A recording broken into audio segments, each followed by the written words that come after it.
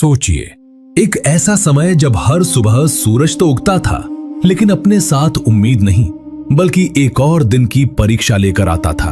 एक ऐसा दिन जिसमें यह तय नहीं होता था कि शाम तक कौन जिंदा बचेगा।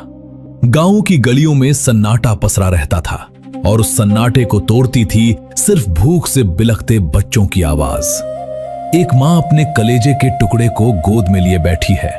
बच्चा धीरे धीरे दम तोड़ रहा है, उसकी आंखें बुझती जा रही हैं और मां की आंखों में आंसू हैं, लेकिन हाथ बिल्कुल खाली। वो चाहकर भी अपने बच्चे को बचा नहीं पा रही, क्योंकि उसके पास देने के लिए एक दाना तक नहीं है। उस क्षण में वो सिर्फ एक मां नहीं बल्कि बेबसी की जीती जागती तस्वीर बन चुकी है। खेत जो कभी हरियाली से लहलहाते थे अब राख जैसे सूखे पड़े थे। हल चलाने वाले किसान अब खाली हाथ आसमान की तरफ देखते थे, लेकिन आसमान जैसे उनसे रूठ चुका था। महीनों तक एक बूंद बारिश नहीं हुई, कुएं सूख चुके थे, तालाबों में पानी की जगह सिर्फ धूल बची थी और नदियां सिकुड़कर रेत के मैदान में बदल चुकी थीं। हर तरफ बस सूखा, सन्नाटा और निराशा थी। लोग रोटी के एक टुकड़े के लिए अपनी इज्जत, अपना सम्मान, यहां तक कि अपनी आत्मा तक गिरवी रखने को मजबूर हो गए थे। भूख ने इंसान को उस मोड़ पर ला खड़ा किया था जहां सही गलत का फर्क मिट चुका था, सिर्फ जिंदा रहने की चाह बची थी। सड़कों पर चलते लोग कंकाल जैसे नजर आते थे, आंखें अंदर धसी हुई, शरीर में जान नहीं, लेकिन फिर भी किसी तरह कदम बढ़ाते हुए शायद कहीं कुछ खाने को मिल जाए। ये कोई कहानी या कल्पना नहीं बल्कि भारत के इतिहास का वो काला सच है जिसे छप्पनिया अकाल के नाम से जाना जाता है। 1899 से 1900 का वो दौर जब प्रकृति ने जैसे इंसान से मुंह मोड़ लिया था।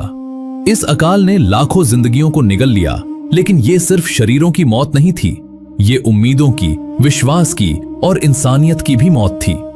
उस समय भूख ने सिर्फ पेट नहीं मारा, उसने इंसान के अंदर की ताकत, उसकी सोच और उसके जज्बे को भी खत्म कर दिया। लोग जिंदा तो थे, लेकिन भीतर से पूरी तरह टूट चुके थे। हर दिन एक संघर्ष था, हर रात एक डर कि शायद अगली सुबह देखने को न मिले।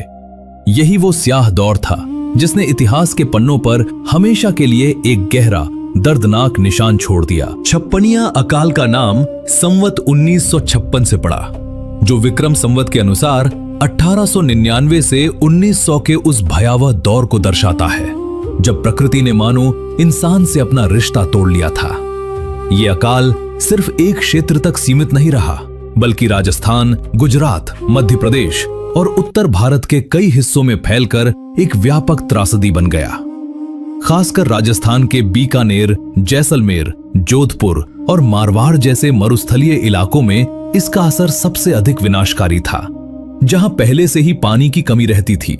जब लगातार कई महीनों तक बारिश नहीं हुई, तो जो थोड़ी बहुत उम्मीद किसान आसमान से लगाए बैठे थे, वो भी खत्म हो गई। खेतों में बोई गई फसलें अंकुरित होने से पहले ही सूख गईं, और जो कहीं थोड़ी बहुत उगी भी, वो पानी के अभाव में जलकर राख हो गई। इस अकाल की भयावहता का अंदाजा इसी बात से लगाया जा सकता है कि न सिर्फ अनाज की भारी कमी हो गई, बल्कि पीने का पानी भी दुर्लभ हो गया। कुएं जो गांवों की जीवन रेखा होते थे, पूरी तरह सूख चुके थे। तालाबों में दरारें पड़ गई थीं और नदियां सिकुड़कर सिर्फ रेत के ढेर में बदल गई थीं। पशुधन जो ग्रामीण अर्थव्यवस्था की रीढ़ माना जाता था, वो भी बड़ी संख्या में मरने लगा। जब जानवर खत्म हुए तो किसानों के पास खेती करने का कोई साधन नहीं बचा और उनकी आखिरी उम्मीद भी टूट गई। इतिहासकारों के अनुसार इस अकाल में लगभग 10 लाख से अधिक लोगों की मृत्यु हुई, लेकिन कई शोध ये भी संकेत देते हैं कि वास्तविक संख्या इससे कहीं ज्यादा हो सकती है। उस समय न तो सही जनगणना की व्यवस्था थी और न ही मौतों का कोई सटीक रिकॉर्ड रखा जाता था। कई गांव पूरी तरह वीरान हो गए। जहां कभी बच्चों की आवाजें गूंजती थीं, वहां अब सन्नाटा पसरा रहता था। लोग अपने घर बार छोड़कर दूर दराज के इलाकों में भोजन और पानी की तलाश में निकल पड़े, लेकिन रास्तों में ही भूख और प्यास से दम तोड़ देते थे। सड़कों के किनारे लाशें पड़ी मिलती थीं, जिन्हें उठाने वाला भी कोई नहीं होता था। हालात इतने भयावह हो चुके थे कि इंसान और जानवर के बीच का फर्क मिटता जा रहा था। लोग जंगली घास, पेड़ों की छाल और यहां तक कि गंदा पानी पीकर जिंदा रहने की कोशिश कर रहे थे। कई जगहों पर महामारी भी फैलने लगी, क्योंकि भूख से कमजोर हो चुके शरीर बीमारियों से लड़ नहीं पा रहे थे। यह अकाल सिर्फ प्राकृतिक आपदा नहीं था, बल्कि उस समय की कमजोर व्यवस्थाओं और संसाधनों की कमी ने इसे और भी भयावह बना दिया। जो थोड़ी बहुत उम्मीद बची थी, वो भी धीरे धीरे खत्म होती चली गई। हर दिन एक नई त्रासदी लेकर आता था और हर रात कई जिंदगियों को अपने साथ ले जाती थी। छप्पनिया अकाल ने पूरे समाज को हिलाकर रख दिया और इसकी गूंज कई वर्षों तक लोगों के दिलों और यादों में बनी रही। इस अकाल ने इंसान को उस अंधेरी खाई में धकेल दिया, जहां जिंदा रहना ही सबसे बड़ा संघर्ष बन गया था और बाकी सारी मान्यताएं, रिश्ते और मर्यादाएं पीछे छूट गई थीं। जब कई कई दिनों तक घर में चूल्हा नहीं जला, तो सबसे पहले लोगों ने अपने पशु बेचे, वही पशु जो कभी उनकी आजीविका का आधार थे। लेकिन जब पशु भी खत्म हो गए तो जमीन बिकने लगी, फिर घर के बर्तन, कपड़े और गहने, एक एक करके सब कुछ। पर भूख ऐसी थी कि वो किसी भी कीमत पर शांत नहीं हो रही थी। धीरे धीरे हालात इतने बेकाबू हो गए कि इंसान ने अपने ही खून के रिश्तों को सौदे की चीज बना दिया। कई जगहों पर ऐसे दर्दनाक किस्से दर्ज हुए, जहां पति ने अपनी पत्नी को सिर्फ इसलिए बेच दिया ताकि बाकी परिवार के लिए कुछ दिनों का अनाज जुटा सके। ये कोई लालच या निर्दयता नहीं थी, बल्कि उस हद तक पहुंच चुकी बेबसी थी जहां इंसान अपने ही दिल को पत्थर बना लेता है। माँ बाप अपने बच्चों को भूख से तड़पते देखते थे, उनकी आंखों में पानी होता था, पर हाथ खाली। लोग पेड़ों की छाल उबालकर खाते थे, जंगली घास और कांटेदार पौधों को पीस कर निगलते थे, और जब कुछ भी नहीं मिलता तो मरे हुए जानवरों का सड़ा हुआ मांस तक खा लेते थे। कई जगहों पर तो गंदा बदबूदार पानी ही जीवन का सहारा बन गया था। शरीर कमजोर होता जा रहा था, बीमारियां तेजी से फैल रही थीं और मौत हर दिन और करीब आती जा रही थी। समाज का ढांचा पूरी तरह बिखर चुका था। जो रिश्ते कभी जीवन की ताकत हुआ करते थे, वे अब बोझ लगने लगे थे। न कोई किसी की मदद कर पा रहा था, न ही किसी में इतनी ताकत बची थी कि वो दूसरों के लिए खड़ा हो सके। हर कोई अपनी अपनी लड़ाई लड़ रहा था, भूख के खिलाफ, मौत के खिलाफ और अपनी ही टूटती हुई इंसानियत के खिलाफ। ये वो दौर था जब इंसानियत ने जैसे घुटने टेक दिए थे। भूख ने न सिर्फ शरीर को हराया, बल्कि आत्मा को भी तोड़ दिया।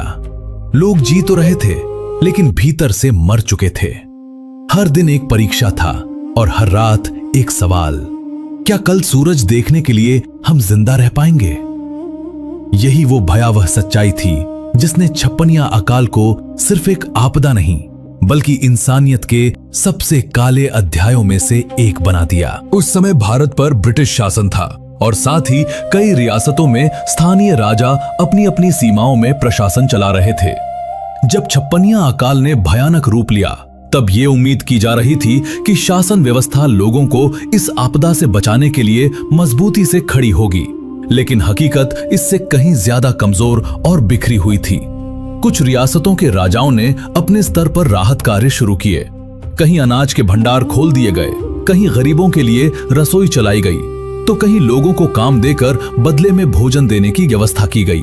सड़क निर्माण, तालाब खुदावाने और छोटे मोटी सार्वजनिक कार्यों के जरिए लोगों को रोजगार देने की कोशिश की गई, ताकि वे मेहनत के बदले अनाज पा सकें और किसी तरह अपना जीवन बचा सकें।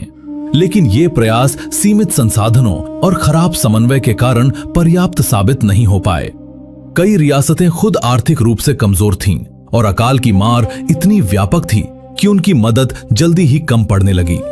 दूसरी तरफ ब्रिटिश सरकार ने भी कुछ राहत योजनाएं चलाईं, लेकिन उनमें संवेदनशीलता और तत्परता की भारी कमी थी। राहत शिविर खोले गए, लेकिन वे जरूरत के हिसाब से बहुत कम थे और दूर दराज के इलाकों तक उनकी पहुंच नहीं बन पाई। कई बार अनाज उपलब्ध होने के बावजूद वो सही समय पर सही लोगों तक नहीं पहुंच सका, क्योंकि वितरण व्यवस्था बेहद खराब थी। इस अकाल का असर सिर्फ तत्काल मौतों तक सीमित नहीं रहा, बल्कि इसने समाज की नींव तक हिला दी। लाखों लोग अपने गांव छोड़कर दूसरे इलाकों में पलायन करने को मजबूर हो गए। जो कभी अपने खेतों के मालिक थे, वे शहरों और कस्बों में मजदूरी करने लगे। पारंपरिक जीवन शैली टूट गई, परिवार बिखर गए और सामाजिक संतुलन बिगड़ गया। ग्रामीण अर्थव्यवस्था लगभग ढह गई, खेती बर्बाद हो चुकी थी, पशुधन खत्म हो गया था और बाजारों में खरीद बिक्री ठप पड़ गई थी। अकाल खत्म होने के बाद भी इसके घाव लंबे समय तक भरे नहीं। कई सालों तक लोग गरीबी, कर्ज और मानसिक आघात से जूझते रहे। आने वाली पीढ़ियों तक इस त्रासदी की कहानियां पहुंची, जो लोगों को याद दिलाती रहीं कि एक कमजोर व्यवस्था और बेरहम प्रकृति मिलकर कितना बड़ा विनाश कर सकती हैं। छप्पनिया अकाल ने यह सिखाया कि आपदा सिर्फ प्राकृतिक नहीं होती, बल्कि उसे और भयानक बनाने में मानवीय असफलताएं भी बराबर की जिम्मेदार होती हैं। यह सिर्फ भूख और मौत की कहानी नहीं थी, बल्कि एक ऐसी परीक्षा थी जिसमें इंसानियत, शासन और समाज तीनों की सीमाएं खुलकर सामने आ गईं।